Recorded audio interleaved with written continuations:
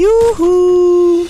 Balik lagi bareng kita. Siapa sih yang gak kenal kita? Wah, kali ini saya akan membahas film yang sangat edan. Ya, Sniper Vengeance merupakan film rilisan tahun 2023 di mana film ini bercerita tentang seseorang yang dijebak dan disangka telah berkhianat terhadap negaranya sendiri, sehingga demi mengembalikan nama baiknya, ia kemudian kembali menjadi seseorang yang sangat brutal demi menguak fakta yang sebenarnya.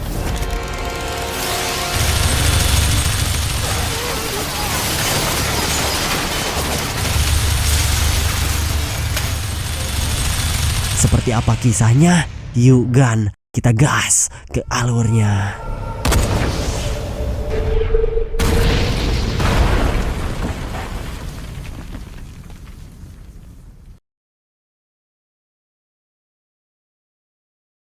Cerita dibuka dengan diperlihatkan sebuah tempat bekas pabrik minyak di mana kita akan berfokus kepada dua orang sniper dari tim Storm bernama Gauzan dan rekannya yang bernama Albert. Mereka berdua tengah mengawasi proses transaksi senjata pemusnah massal yang telah dicuri oleh pengusaha dari luar negeri. Pertukaran senjata itu akan dilakukan oleh jenderal bernama, kita panggil saja Jenderal Asur, dan kedua belah pihak sepakat untuk menukarkan senjata massal itu dengan uang ratusan dolar. Namun saat si Asur hendak pulang kembali ke mobilnya, tiba-tiba Asur harus terkena tembakan dari sniper musuh, sedangkan tim Storm mereka saling adu tembak dengan segerombolan yang memiliki senjata lengkap. Terlebih lagi, para gerombolan tersebut memiliki seorang sniper yang cukup menyulitkan bagi Gauzan dan Albert. Saat melarikan diri itulah Gauzan dan Albert dikagetkan dengan fakta yang sebenarnya jika Asur masih hidup, dan entah bagaimana ia melakukan hal itu sehingga mereka berdua pun sadar akan misi ini adalah jebakan. Yang ketika akan pergi dari gedung itu, Albert harus terkena tembakan berkali-kali dari sniper musuh.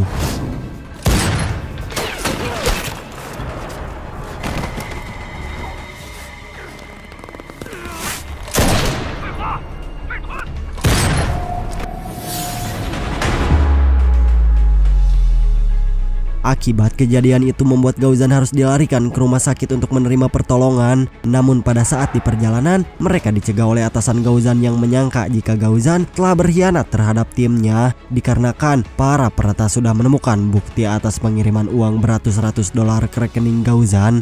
Dirasa ia tidak melakukan hal itu, Gauzan langsung menyandra atasannya sendiri agar bisa lolos dari tuduhan tersebut.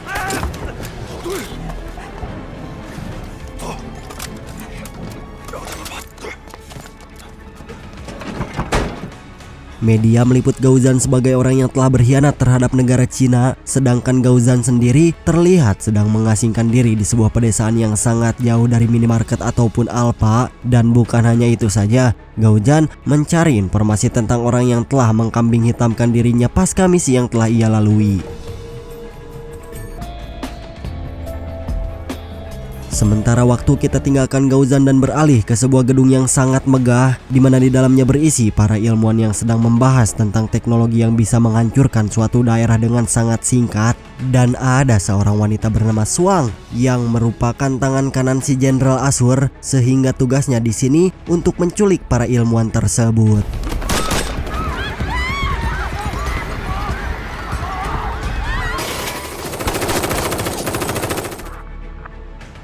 Film kembali berpindah dengan Gauzan yang sedang menyaksikan sebuah berita sambil memakan mie instan campur nasi, di mana dalam wawancara televisi tersebut memberitakan tentang para ilmuwan yang telah diculik oleh segerombolan tak dikenal. Dan Gauzan langsung menemukan sinyal dari alat pendeteksi miliknya. Setelah dicek, ia menemukan sebuah titik lokasi yang berdekatan dengan gedung para ilmuwan sebelumnya dan memutuskan untuk pergi ke sana dengan cara menyamar menjadi polisi.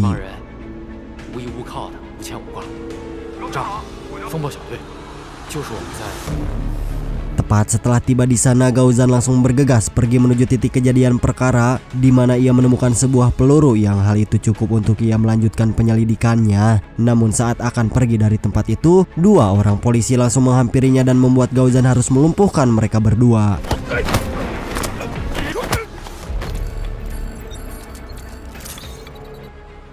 Di tempat lain kita pun diperlihatkan kepada kelompok penyelamat bernama Tim Tiger, yang dimana kelompok itu dipimpin oleh seorang komandan wanita bernama Pang Jian. Namun pada saat mengantarkan para sandera, ia mendapatkan perintah dari atasannya untuk menghentikan misi ini dan beralih dengan misi penangkapan Gaozan. Gaozan sendiri terlihat sedang bersiap-siap karena ia tahu posisinya sedang terancam. Namun pada saat hendak akan pergi, ternyata anak buah si Asur sudah ada di sana, sehingga adu tembak pun tak terhindarkan.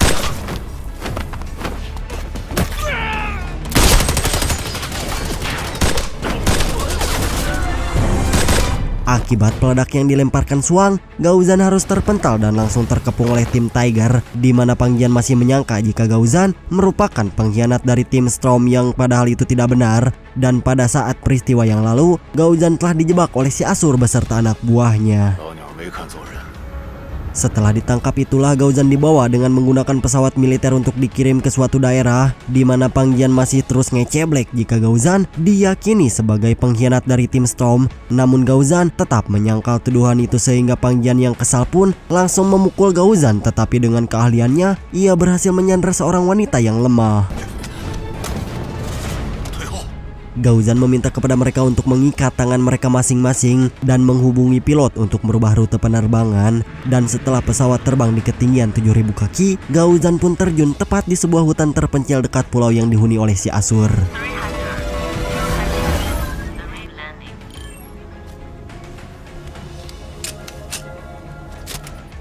Adegan pun berpindah ke suatu gedung terpencil di mana para ilmuwan itu diculik oleh si Asur yang memperkerjakan para ilmuwan itu untuk membangun sebuah senjata pemusnah. Dan disinilah terbukti jika Asur adalah dalang di balik kehancuran tim Storm, termasuk mengkambing hitamkan Gaozan seakan-akan ia telah membunuh temannya sendiri yaitu Albert. Dan dengan keserakahannya, Asur berniat untuk menjual senjata pemusnah massal itu ke pihak asing, sehingga uji coba pun dilakukan saat itu juga.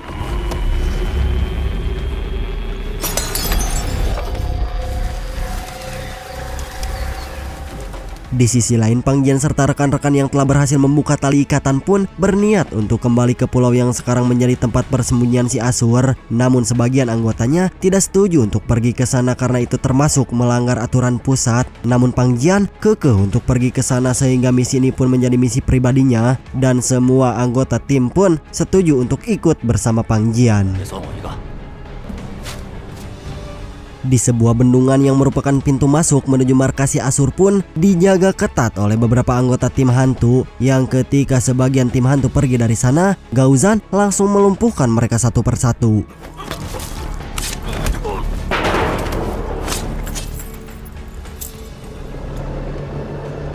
Di markas terlihat para ilmuwan yang sedang menagih janji terhadap proyek yang mereka lakukan sudah selesai. Namun alih-alih membawa mereka keluar dari tempat ini, si Asur berniat untuk memproduksi senjata pemusnah massal itu secara berlipat-lipat, bertujuan agar ia menerima untung yang lebih besar. Namun salah satu anak buahnya memberikan informasi jika penyusup telah terdeteksi oleh sinyal yang mereka buat, sehingga Asur memerintahkan tim hantu untuk menghadang mereka semua.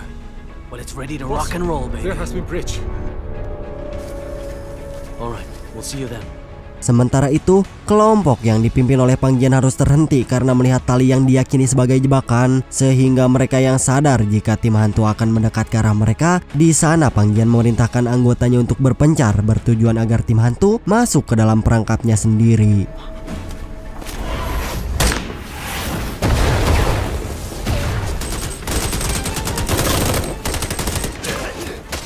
Meskipun mereka berhasil membantai beberapa tim hantu, Pang Jian harus mundur karena salah satu anggota mereka terluka parah. Dan di saat itu, Pang Jian langsung mencari tempat untuk mereka semua berlindung.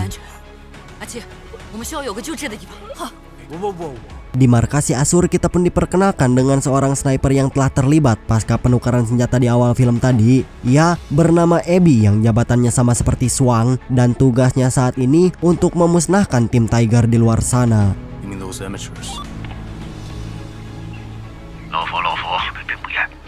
Di sisi lain, ternyata Gaozan sudah memantau para ilmuwan di satu ruangan, di mana ia bekerja sama dengan salah satu ilmuwan, kita panggil saja si kakek Ming. Ia membuat keributan dengan para ilmuwan lain agar anak buah si Asur mendekat ke arah mereka, sehingga dengan senjata yang dimilikinya, Gaozan mampu menembak satu peluru tepat mengenai mereka berdua.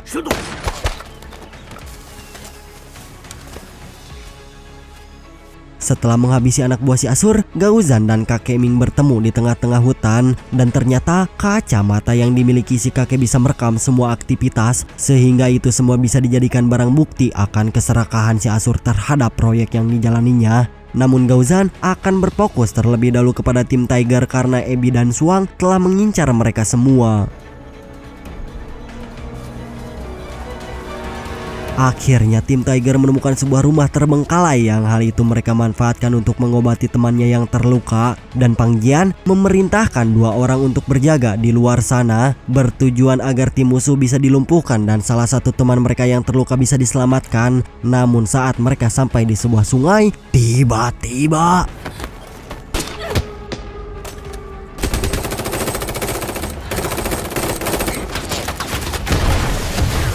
akibat serangan Suang barusan mengakibatkan beberapa rekan Pang Jian tewas di dalam rumah itu. Sedangkan Pang Jian sendiri, ia terkena efek ledakan bom yang membuat ia kelayangan dan untungnya Gaozan pun datang menyelamatkannya.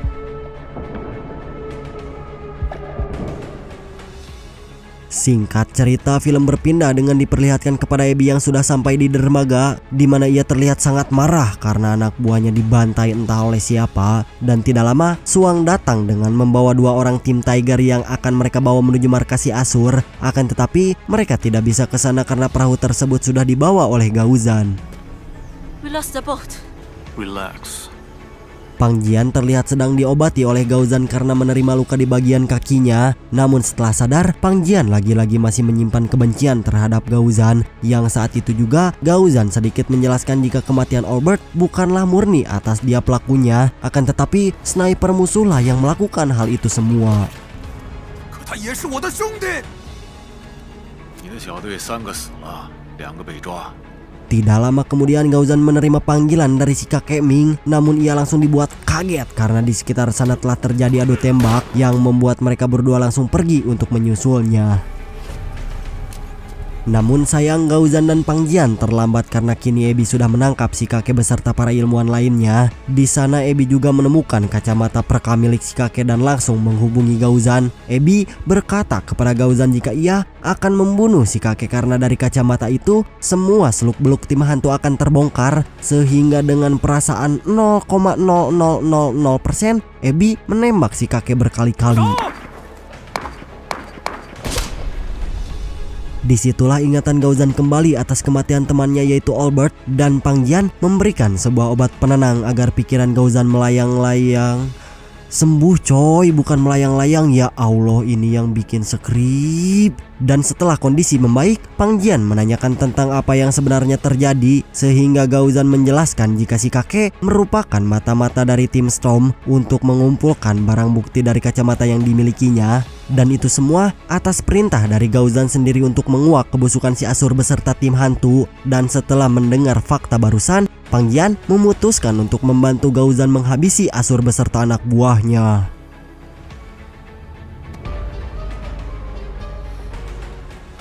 Singkat carios, di malam harinya Gaozan dan Pang Jian mulai masuk perlahan ke markas si Asur. Mereka melumpuhkan satu persatu anak buah si Asur dan berhasil menyelamatkan 2 orang sandera tim Tiger. Asur sendiri terlihat sedang sibuk berbicara dengan pelanggan yang akan membeli senjata pemusnah itu. Sedangkan Gaozan dan Pang Jian, mereka sampai di sebuah tempat penyimpanan senjata dan menemukan sebuah robot penghancur yang mana mereka mempunyai ide untuk membangun sebuah rencana. Satu persatu jebakan dipasang di setiap ruangan, dan yang paling keren adalah ketika si robot diaktifkan, dia menembak secara brutal ke arah markas milik si Asur.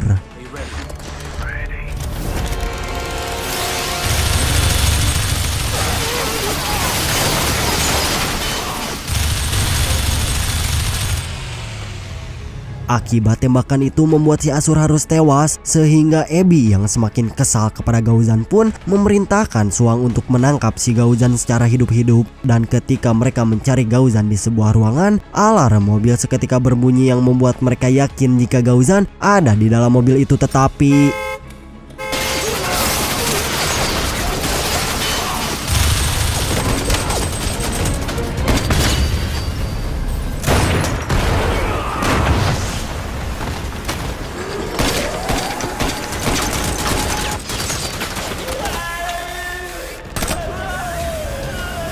Pang Jian yang sedang menghadapi tim hantu pun malah harus terjebak oleh seseorang yang berhasil menodongnya dari depan. Namun Pang Jian yang tahu jika Gaozan ada di belakang berpura-pura pasrah dan akan menyerahkan diri kepada mereka, tetapi di sisi lain, Suang yang baru tersadar pun langsung bangkit dan mencari di mana Gaozan berada. Akan tetapi, ia harus bertemu dengan Pang Jian sehingga adu tarik rambut pun tak terhindarkan.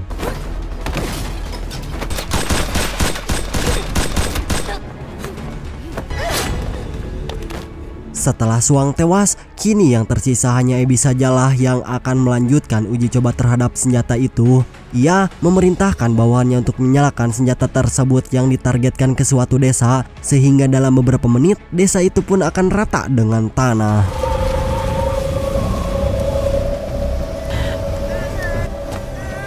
Di sisi lain, Pang Jian pun menemui para ilmuwan yang telah dibebaskan oleh temannya. Ia kemudian menanyakan tentang bagaimana cara untuk mematikan senjata massal itu. Namun, para ilmuwan menjawab bahwa salah satu cara mematikan mesin itu hanyalah dihancurkan bagian tengahnya, sehingga Pang Jian berniat untuk pergi ke sana sendirian.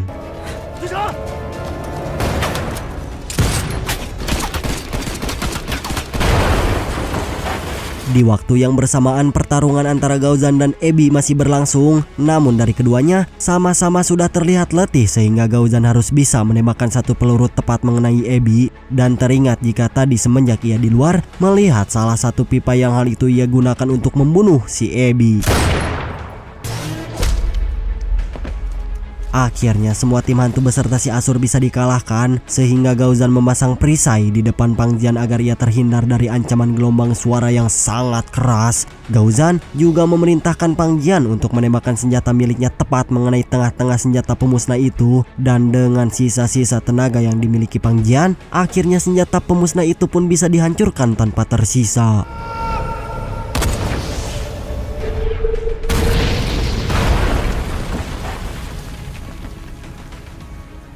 Beberapa orang pasca ledakan itu selamat, tapi tidak dengan Gaozan sendiri. Ia harus tewas karena sempat melindungi Pang Jian dari senjata pemusnah itu. Sehingga dengan niatnya untuk membersihkan nama baik dari tim Storm, ia pun rela mengorbankan dirinya.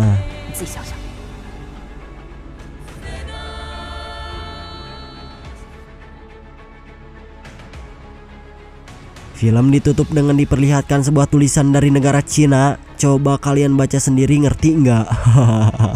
Jadi gini Bor, setelah Gaozan tewas, si Pang Jian tuh bawa pulang para ilmuwan yang cuma sisa 2 orang. Nah, mereka tuh yang menyebarkan ke media kalau sebenarnya si Asur itu memang serakah dan sengaja juga jebak si Gaozan sama si Pang Jian. Jadi jelas ya, sampai sini Ura mau BAB dulu, nggak tahan ini. Sehingga hikmah dari film ini adalah seseorang yang rakus tidak akan pernah berdiri di atas. Jika memang itu terjadi, maka kitalah yang akan terkena imbasnya.